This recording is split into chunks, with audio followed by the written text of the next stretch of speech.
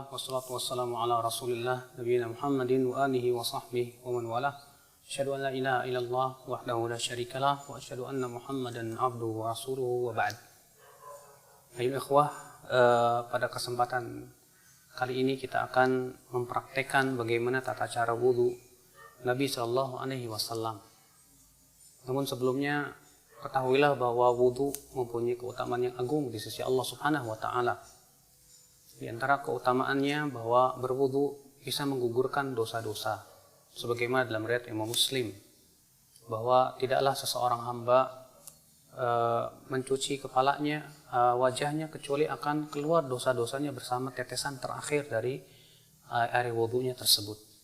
Tidaklah ia mencuci tangannya, demikian pula kakinya, demikian pula kepalanya, kecuali akan dosanya akan berguguran bersama tetesan terakhir daripada air wudu yang menetes dari anggota wudunya tersebut. Di antara juga bahwa kita dianjurkan untuk menjaga wudu, dan itu sifat seorang mukmin. Beliau bersabda, wala yuhafidhu 'alal wudu illa al-mu'min. Dan tidaklah yang bisa menjaga wudunya kecuali seorang mukmin. Dan sudah kita ketahui bahwa wudu adalah syarat sahnya salat. Berarti betapa pentingnya kita belajar tentang bagaimana tata cara wudu Nabi sallallahu alaihi wasallam. Berikut ini kita akan mempraktekkan bagaimana wudu Nabi sallallahu alaihi wasallam dengan menggunakan keran yang insyaallah kita akan berburu darinya. Dan perlu kita ketahui bahwa Nabi sallallahu alaihi wasallam tidak suka berlebih-lebihan dalam menggunakan air. Beliau bersabda, iyyakum wal israf. Jauhi oleh kamu berlebih-lebihan. Wa in kunta 'ala nahri jarin. Walaupun kamu di air sungai yang mengalir. Dan sebutkan dalam hadis riwayat Abu Daud adalah Rasulullah SAW berwudu dengan satu mud saja. Maka dari itu kita jangan sampai masuk ayat innal mubadzirina kanu ikhwana syayatin. Sesungguhnya orang-orang yang mubadzir itu, yang berlebihan itu termasuk teman-temannya syaitan. Kadang kita lihat ada orang yang berwudu, ternyata dibuka kerannya besar-besar, sehingga akhirnya dia menggunakan air secara berlebihan. Dan itu sendiri termasuk dosa. Karena itu termasuk mubadzir, sikap mubadzir itu tidak disukai oleh Allah Subhanahu wa taala. Yang pertama kita akan lakukan yaitu membaca bismillah. Karena membaca bismillah adalah merupakan perkara yang dilakukan oleh Nabi sallallahu alaihi wasallam. Namun para ulama memang berbeda pendapat. Apakah bismillah itu rukun ataukah ia hanya sunnah saja? Ya, Rasulullah bersabda, la salata liman la wudu'a lahu wala wudu'a liman lam yadhkur ismallahi alaih. Tidak sah salat bagi mereka yang tidak ada wudu, dan tidak sah wudu bagi mereka yang tidak menyebut nama Allah. Kita ucapkan bismillah.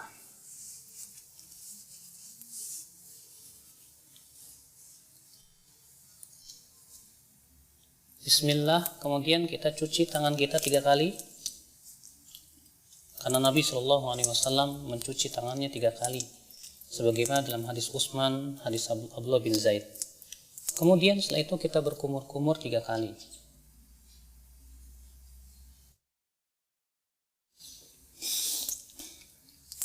Ketika berkumur-kumur, kita ambil satu telapak tangan, kemudian kita masukkan air ke mulut, lalu ke hidung sekaligus. Lalu kita keluarkan dengan tangan kiri kita.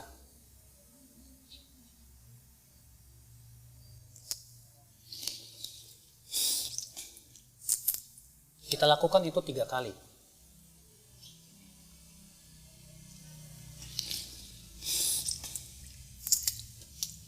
Setelah itu kita akan mencuci wajah. Dan batasan wajah terjadi ikhtilaf para ulama, apakah wajah itu dari sini ke sini, dan ini pendapat jumhur, itu mulai dari daging yang menyembul di sini, di telinga, sampai kepada ini. Sebagian ulama mengatakan bahwa wajah itu masuk padanya bagian kuping, bagian depan. Dan ini diriwayatkan dari Ali bin Abi Thalib. Adalah Ali bin Abi Thalib ketika mencuci wajah, beliau mencuci bagian depan telinganya. Ya.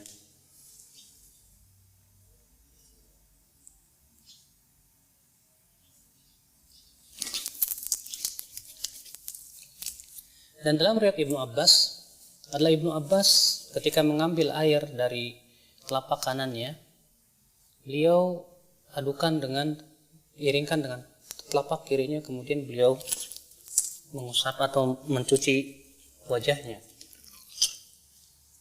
Kemudian dilakukan itu 3 kali.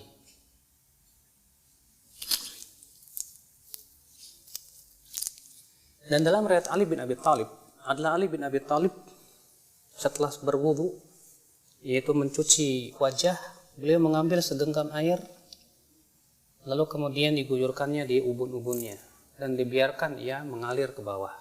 Dan ini termasuk sunnah Nabi SAW yang banyak ditinggalkan oleh manusia.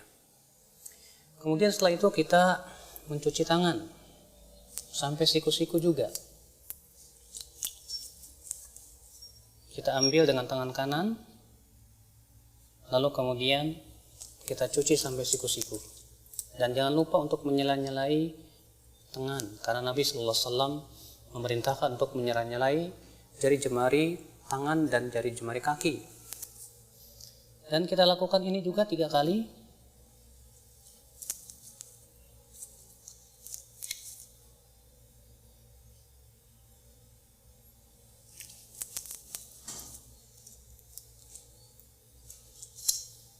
Kemudian setelahnya sebelah kiri.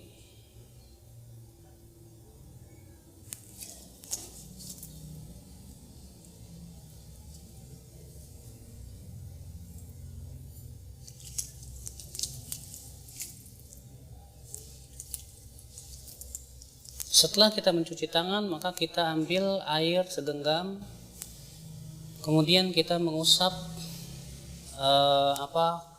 kepala kita. Dan tata cara mengusap kepala ada 2 macam. Yang pertama yaitu mengusap dari arah depan, kemudian kita seret sampai ke tengkuk, kemudian kita kembalikan lagi ke depan. Begini. Kemudian kita kembalikan lagi ke depan. Lalu kemudian kita masukkan jari kita ke dalam telinga, lalu kita usap bagian belakangnya. Seperti ini. Karena Rasulullah mengatakan al-udhunan minar ra's. 2 telinga itu bagian daripada kepala. Jadi ini cara yang pertama, itu dari arah depan. Kita kemudian tarik ke mana? Ke tengkuk. Kemudian kita kembalikan lagi ke bawah, ke depan. Kemudian kita masukkan, lalu kita usap bagian luar telinga. Ini cara yang pertama.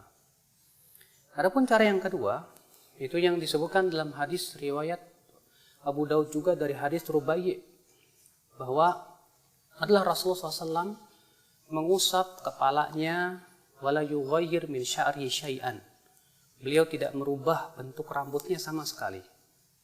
Ditafsirkan oleh para ulama, yaitu mengusap rambutnya mengikuti alur rambut sehingga tidak merubah. Sebab kalau kita mulai dari depan seperti ini, kemudian ke belakang, tentu rambutnya akan acak-acakan. Tapi Rasulullah SAW pernah melakukan supaya rambutnya tidak acak-acakan, itu dengan cara apa? Beliau mengikuti alur rambut, ya, dan mengusapnya hanya sekali saja. Itu dengan dalam riwayat Imam Ahmad bin Hanbal, beliau memberikan contoh, diambil air, kemudian dimulai dari tengah, lalu ke depan, kemudian dimulai dari tengah, lalu ke belakang. Ini yang dicontoh oleh Imam Ahmad bin Hanbal. Maka ini kata Al-Imam Al-Khattabi, khusus bagi mereka yang mempunyai rambut yang panjang. Ketika ia berwudu, ia tidak ingin rambutnya berubah. Maka pada waktu itu kita cukup usap kepala kita sesuai dengan alur rambut, sehingga rambut itu tidak acak-acakan. Ini subhanallah juga banyak tidak diketahui oleh banyak kaum muslimin, padahal hadisnya sahih atau hasan, dihasankan oleh Syekh Al-Albani rahimahullah. Dan dalam riwayat Muawiyah ketika mengusap kepalanya, itu beliau menggunakan cara seperti ini. Diambilnya air, kemudian air ini diguyurnya di ubun-ubun, kemudian diusapnya. Seperti ini. Dan ini pun juga dilakukan oleh Rasulullah SAW, dan itu boleh kita lakukan sekali-kali karena itu juga dilakukan oleh Rasulullah SAW. Kemudian setelah itu kita akan mencuci kaki. Kita akan cuci kaki dan kita sela-selai dengan jari kelingking. Dalam riwayat Abu Daud demikian, Rasulullah SAW menyela-nyelanya dengan jari kelingking. Kemudian kita cuci sampai mata kaki. Kita lakukan itu 3 kali. Kemudian sebelah kiri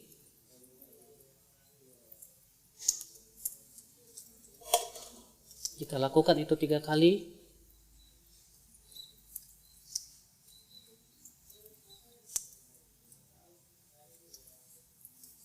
Selesai sudah berwudu.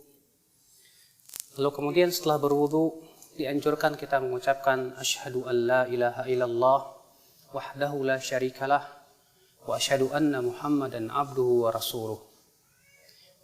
Bisa ditambahkan Allahumma ij'alni minat tawwabin waj'alni minal mutatahhirin.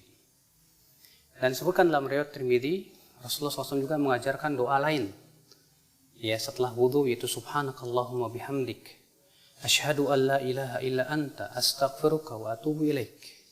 Rasulullah, siapa yang membaca ini setelah wudunya, maka akan distempel dan tidak akan pecah selama-lamanya sampai hari kiamat. Subhanallah. Rasulullah mengatakan, siapa yang mengucapkan setelah wudunya asyhadu an la ilaha illallah wahdahu la syarikalah wa asyhadu anna Muhammadan abduhu wa rasuluh, maka akan dibukakan untuk dia 8 pintu surga. Dia bisa masuki 8 pintu surga itu dari pintu mana saja dia masuk. Masya Allah. Lalu kemudian disunahkan kita untuk sholat 2 rakaat. Disebutkan dalam hadis Bilal, Rasulullah SAW bersabda, ya Bilal, bima sabaqtani ilal jannah, dengan apa engkau mendahuluiku ke dalam surga. Kata Bilal, wahai Rasulullah, tidaklah aku berhadas kecuali aku sholat 2 rakaat. Kata Rasulullah, dengan 2 itu kamu masuk surga. Subhanallah. Ini keutamaan yang agung ya akhul Islam. Semoga ini memberikan faidah untuk kita semua tentang bagaimana tata cara wudu Nabi SAW. Ini saja. Subhanakallah bihamdik. Asyhadu an la ilaha illa anta astaghfiruka wa atubu ilaik. Wassalamualaikum warahmatullahi wabarakatuh.